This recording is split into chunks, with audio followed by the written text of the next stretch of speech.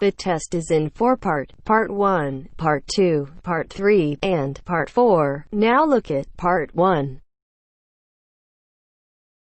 Part 1.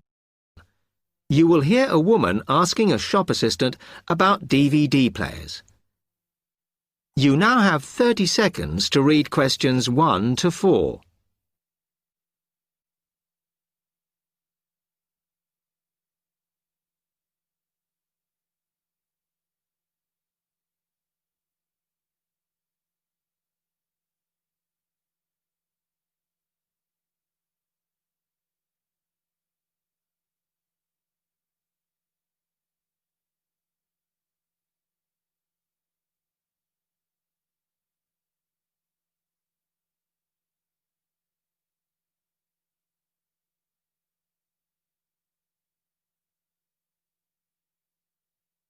Hello, I'm interested in buying a DVD player. Can you help me, as I don't know very much about them?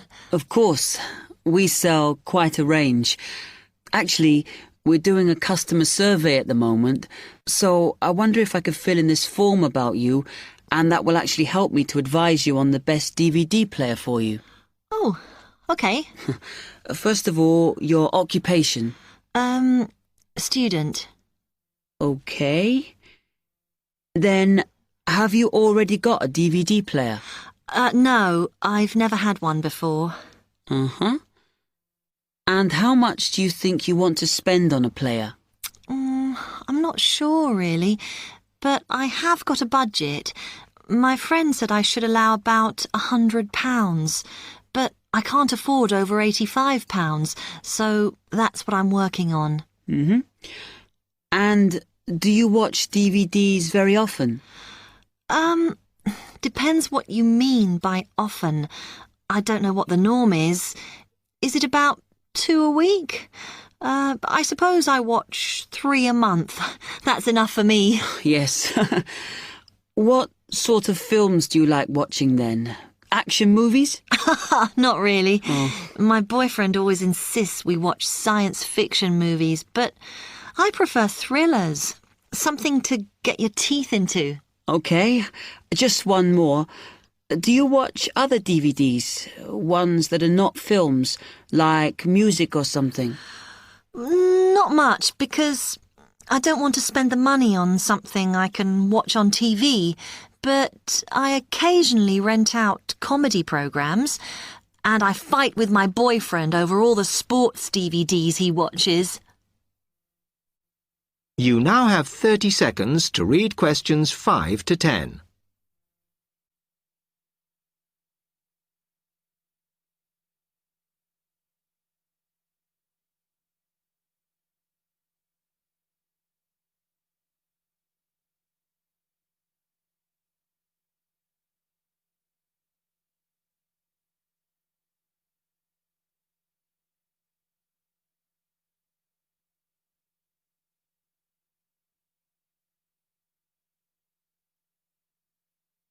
Okay, let me explain a bit to you about the DVD players that are in your price range.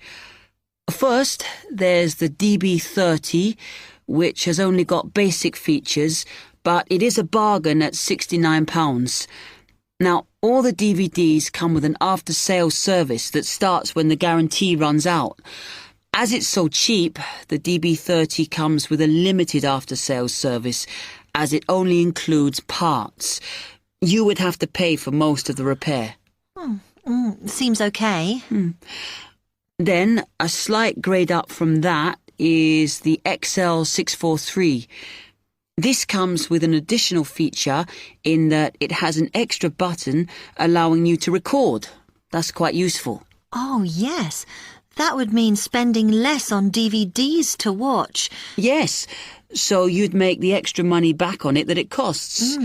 Let me see how much it is. Yes, that one's actually reduced at the moment from £79 to £71.99. Oh. I think it's worth the extra myself.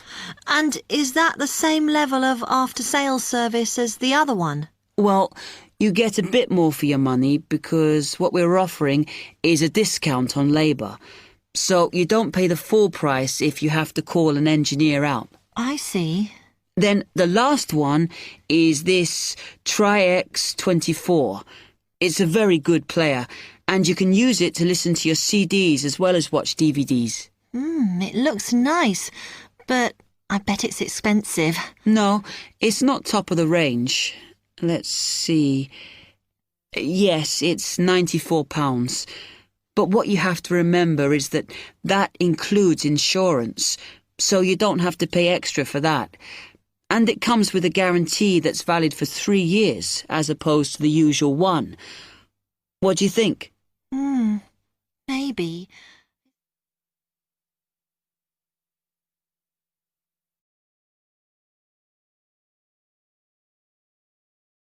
That is the end of part 1. You now have half a minute to check your answers.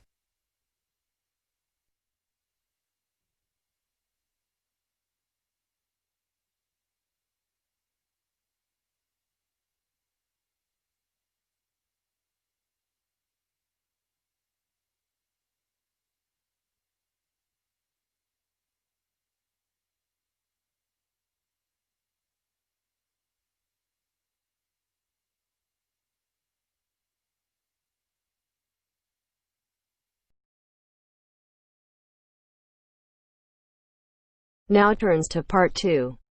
Part 2. You are going to listen to a talk about au pairs in the UK. First, you have some time to look at questions 11 to 15.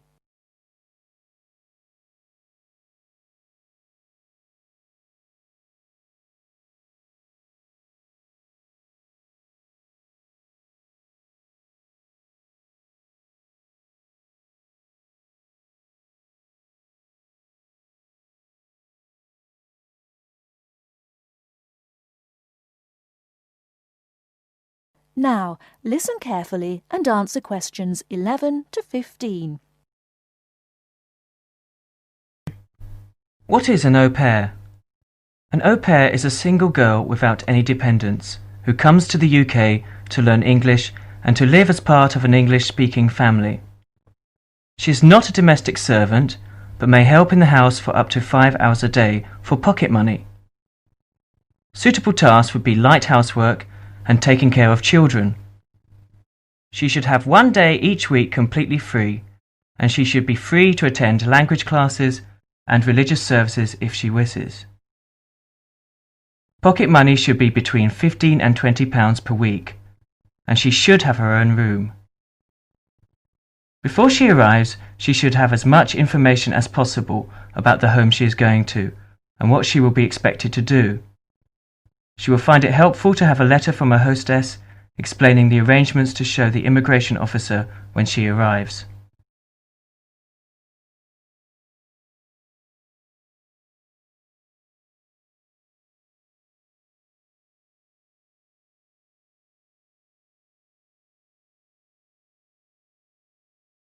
Before you hear the rest of the talk, you have some time to look at questions 16 to 20.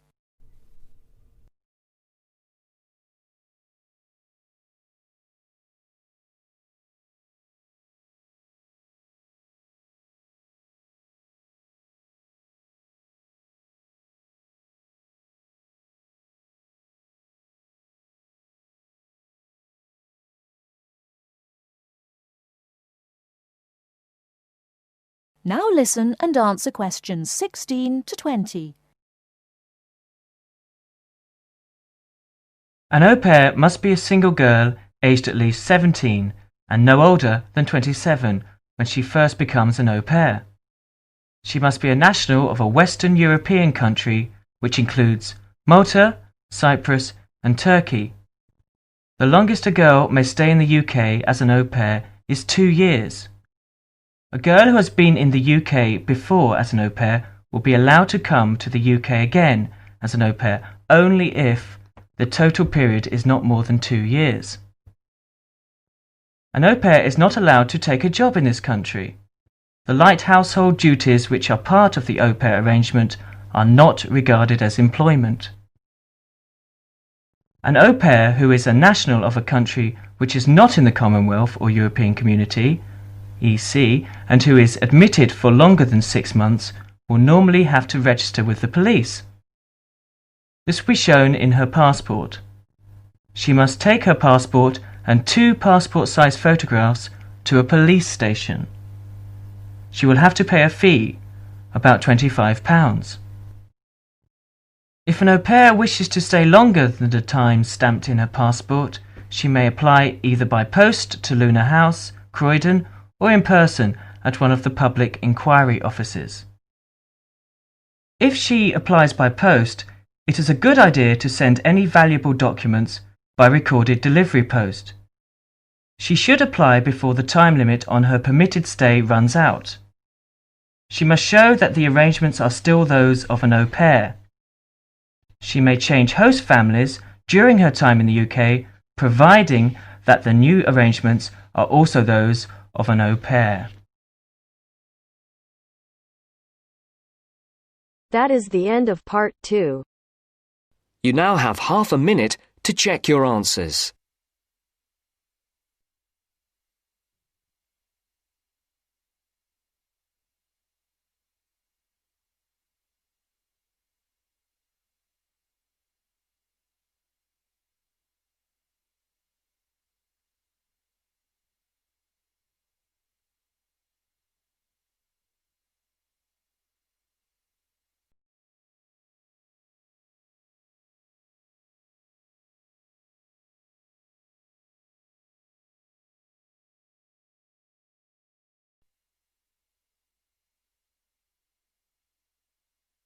Now turns to part 3.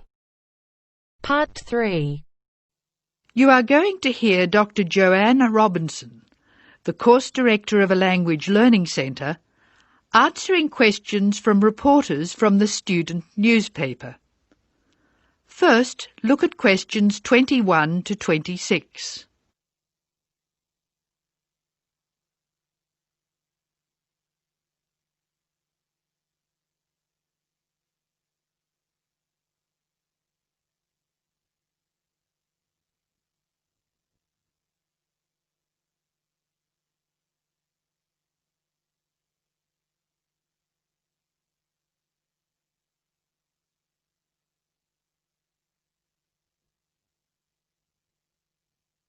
As you listen to the first part of the talk, answer questions 21 to 26.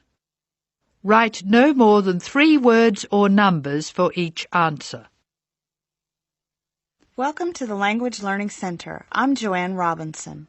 You must be the reporters from the Examiner. Please come in and sit down. Hello, Dr. Robinson. Yes, we're from the Examiner. I'm Cheryl Perkins and this is Don Klim. May I start with a question? Did this college really start with Brazilian students? It did. The Language Learning Center was founded in 1985 to look after a group of students from Brazil who wanted to study here. Those 20 students soon grew to 60, and as you can imagine, we had severe accommodation problems. Somebody said you were in the old amenities block, right near the engineering school. They have a good memory. Yes, we were there because the university hadn't believed we would expand so quickly. The problem wasn't solved until we moved into these new premises in Bancroft House in 1987. When did you start taking students from other countries? About 1990. We now have students from 13 different countries enrolled, and we expect a large group from Turkey next month. Yes, we've noticed a lot more advertisements for Turkish restaurants in our advertising section. Well, 40% of our students come from Turkey, by far the largest single national group. And I believe there's been an influx to the rest of the university. There are a lot of Turkish students studying hospitality. Do you offer anything special to the students? Yes, we do. There are several things which make us rather different from other language schools. English is certainly not restricted to English for academic purposes here. Sometimes we have extra classes for students who have particular courses in mind. And we have just said goodbye to a group of 30 Indonesian students who were preparing for a university course in agriculture. They came to us for English for farming, and they were with us for a long time. We miss them. How long do students usually stay at the Language Learning Centre? It varies, so I'll talk about the average. Most of our courses last for 5 weeks, but to make any real progress, a student needs to be here for at least 3 terms.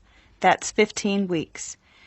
The students do better if they have a little time to settle in at the beginning of the course, and we offer an orientation course that lasts a week. Most students take it. It helps them to settle down, and it gives us plenty of time to test them and place them at the right level. How many people are in each class? We sometimes go up to 18, but our average class size is 14 students, and some classes have as few as 7 participants. It depends on the needs of the group. You were saying that you miss your students when they go. How do you attract students? I mean, how do they hear about the Language Learning Centre in the first place? We're included in the university advertising and marketing, and we have our own website. The thing which works best for us, though, is word of mouth. Students who leave us often send us their friends. In fact, a student who arrived today was carrying a photograph for me of a former student and his baby.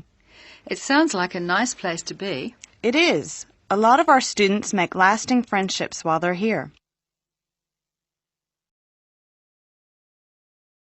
Before you hear the rest of the talk, you have some time to look at questions 27 to 30.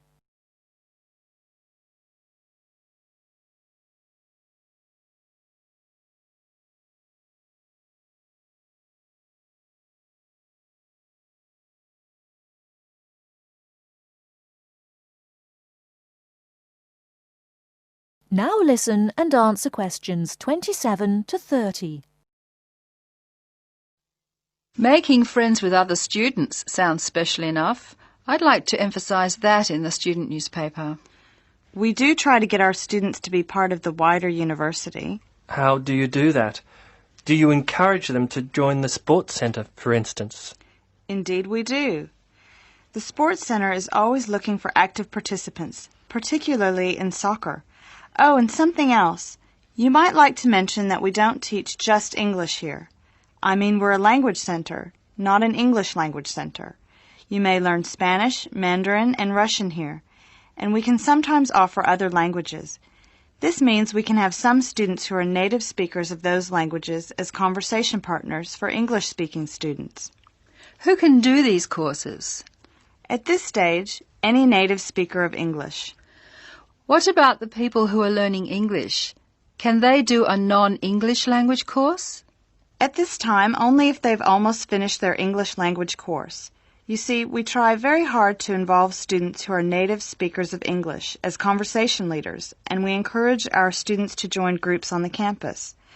For instance, if they enjoy music, there is an active jazz group available to everyone, and that's a lot of fun. On the other hand, elementary students can't go to the drama group. Their English just isn't ready for that sort of activity. But the university choir welcomes all the singers it can find. They often do large productions that need a lot of voices. I imagine the special conversation groups are open to all your students. I wish they were. I'm sorry to say they're a special service we provide for elementary students only. Is there anything else I can tell you? I'd be really pleased if you could write about the courses we offer in foreign languages. I think our readers will be very interested in that. Thank you for your time, Dr. Robinson. Yes, thank you very much. Goodbye. Thank you for giving me the opportunity to talk about the center. It's always good to let the rest of the students at the university know what goes on in our classrooms and outside them. After all, many of our students leave us and then study for degrees in various disciplines on this campus. That is the end of part 3. To check your answers.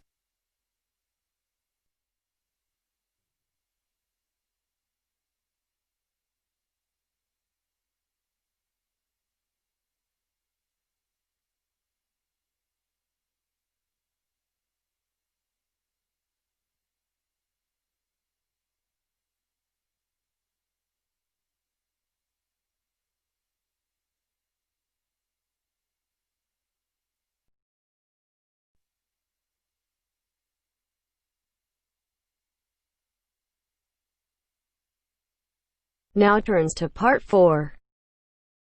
Part 4.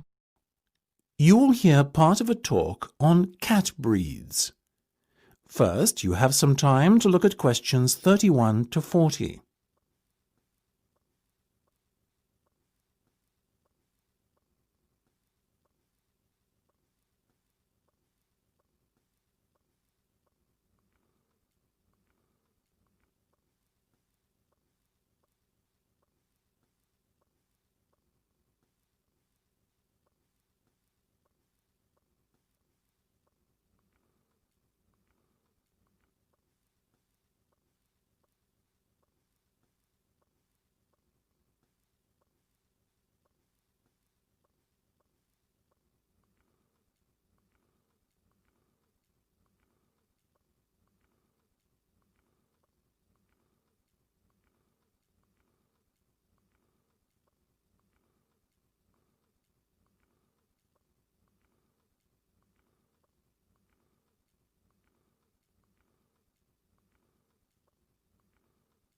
Now listen carefully and answer questions 31 to 40.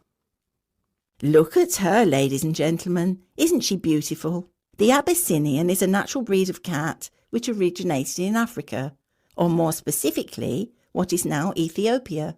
Today it is found in much of the surrounding African continent, particularly Somalia.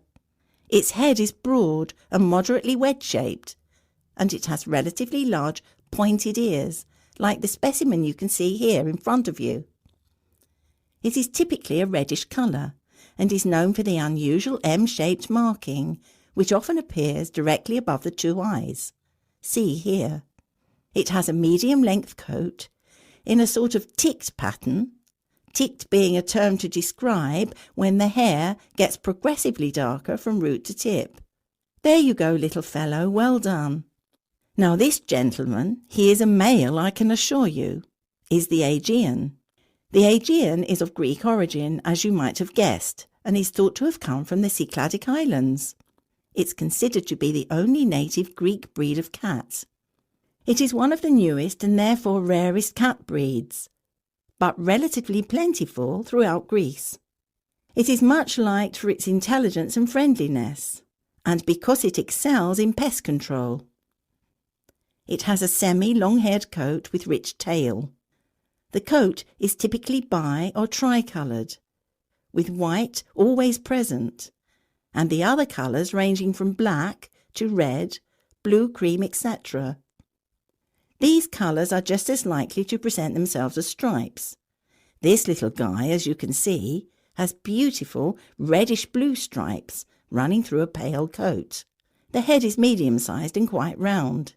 The ears have a wide base, rounded tips, and are covered by hairs. Now the Australian. Australians are still mainly confined to distribution in their homeland. Obviously Australia, though a number of catteries in the UK have started to breed them too. Look at those expressive eyes. The cat is a fine example of the breed, medium-sized and short-haired. Notice also the large round head. This breed is much loved for its tolerance of children, and because it is very rarely inclined to scratch. Its coat is typically spotted, or, as in the case of this little fellow, classic tabby style. Last but not least, we have the bobtail, another relatively new breed, like the Aegean and Australian. The bobtail first appeared in the 1960s in the United States, the only country in which it has a significant distribution, and is most notable for its stubby, bobbed tail, which is only something like 1/3 to 1/2 the length of a normal cat's tail. It is a very sturdy breed, with rather shaggy and dense fur. Bobtails can have any colour fur, and often have the appearance of a tabby. Unlike the other breeds we have discussed, the bobtail is not natural. It is said to be a result of the crossbreeding of a domestic tabby cat and a bobcat. Such is the careful breeding the cat has undergone that it comes in all colours, and there are also both long and short-haired versions. If I had to recommend one of these breeds to you today, I would have to vouch for the Australian. After all, as all of us here are parents, we must surely agree that our children are our first consideration when it comes to purchasing a pet? What effect the animal will have on them? How will it react, etc.? These are questions we all ask ourselves, and they are even more important when the child is very young. The Australian is simply unrivalled in the temperament department and is extremely unlikely to lose its composure and take a swipe at your child. That said, it is still a very rare breed in these parts, and as with all things in the world, rare equates to very expensive. So it may be beyond the price range some of you are prepared to pay. Surprisingly perhaps, though the bobtail is part lynx or bobcat, as they say in the States, it doesn't appear to have inherited any of the wildcat's aggressiveness, and therefore it makes an excellent second best as a pet you can allow to be around children. It is also considerably less expensive. The other two breeds we have talked about both make excellent house pets. However, hand on heart, I could not endorse either as a pet to have around young children. In my view, the child's safety is not something to gamble with. So, if you can afford the extra few quid to lay out for a bobtail, or better still, an Australian, do so. You won't regret it.